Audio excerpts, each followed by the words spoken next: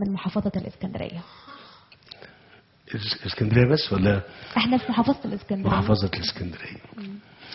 خلينا بقول ان المؤتمر دايما بيغطي يعني شريحة جغرافية اكتر من مكانه، يعني اسكندرية، لكن هو بيغطي اسكندرية والبحيرة وكفر الشيخ يمكن والغربية، مجموعة من المحافظات يعني.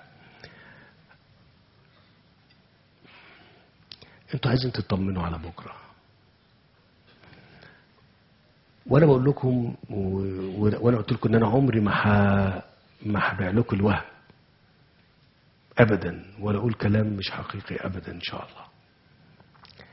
تقديري انا، لا احنا ماشيين كويس قوي قوي. اوعوا تقيسوا الموضوع باسعار بس. يعني لو قستوا الموضوع باسعار بس، احنا كان عندنا زي ما قلت مره قبل كده الموضوع ده، قلت كان عندنا 10 12 مساله تقريبا خلصنا جزء كبير منهم، وفاضل مساله الاسعار دي. وانا مش هسيبها. طب مش هسيبها ازاي بقى؟ انا قلت لكم مره قبل كده ان احنا ما بناخدش اجراءات، بنتعامل دايما بالفكره ان لازم الحجم المعروض يزيد، لازم اليات التسويق تبقى تتحسن، لازم المنافسه يبقى فيها عامل يرجح تخفيض الاسعار. فالكلام ده كان يعني من قيمه، كنت سمعت حد قال لي ايه، ليه ما دخلتش في مواجهه مع رجال الاعمال؟ فانا استغربت قوي. يعني ليه نخش في مواجهه مع بعضنا البعض؟ ده كلام، ده طرح عليا كده ازاي يعني؟ ليه؟ لكن احنا خدنا اجراءات تانية. انا عايز اقول لكم احنا في القاعده اللي كنا موجودين فيها ديت كان من ضمن، بس احنا ما جاتش الفرصه، كنا هنشوف صوب زراعيه اتبنت هناك. صوب زراعيه ليه؟ عشان تزود الانتاج، والانتاج ده يبقى انتاج جيد جدا وصحي جدا وسعره كويس. فانا مش ساكت، في حاجات معروفه وفي حاجات مش معروفه، لكن انا هقول لكم على حاجه.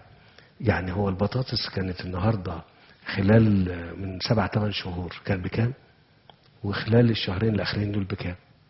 انا الناس اللي ما في حاجات بقول لكم انتوا ما تعرفوهاش. احنا بنطلع البطاطس من الارض ب50 قرش، بيتباع في الاسواق جمله ب3 جنيه ونص. يبقى في مشكله في ايه؟ في من ازاي يعني على الارض ب50 قرش ويبقى في سوق الجمله ب3 ونص مثلا؟ يعني كان الخيار ب3 جنيه، اقول اخش فكان بيتباع ب12 جنيه. في حاجة مش مظبوطة.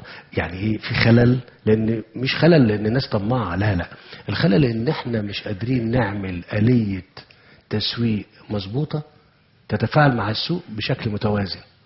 انا شغال على دي. عايز اقول لكم على حاجة.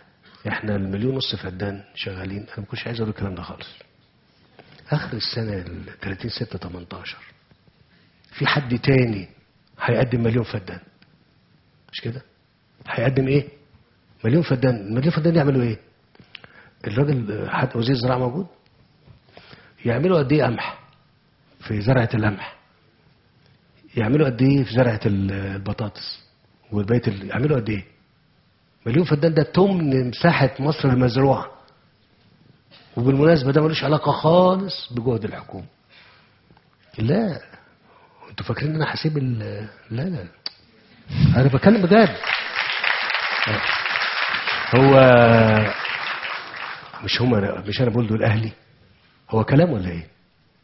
يعني لما اقول دول اهلي كلام كده يعني لا، انا عارف اعمل ايه بفضل الله سبحانه وتعالى.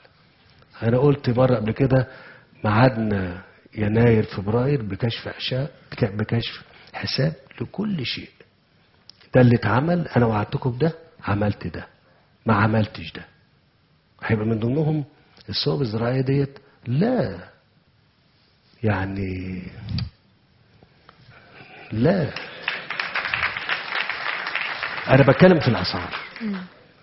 نفس الكلام للزراعات الاخرى، نفس الكلام لموضوع الزيت والسكر واللحوم، الفراخ. وانا بكلمكم في برنامج لمليون راس، ده ملوش علاقه لا بقطاع عام ولا بقطاع خاص ولا ده حاجه تانية كده.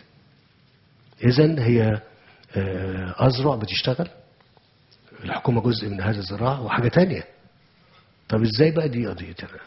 طب بتتعمل فين وازاي؟ ده موضوعنا، معلش سامحوني يعني. ها؟ بفضل الله من السحر، هو توفيق من ربنا، هو توفيق من ربنا. الأخت اللي سألت موضوع الكورنيش، عشان أنا ما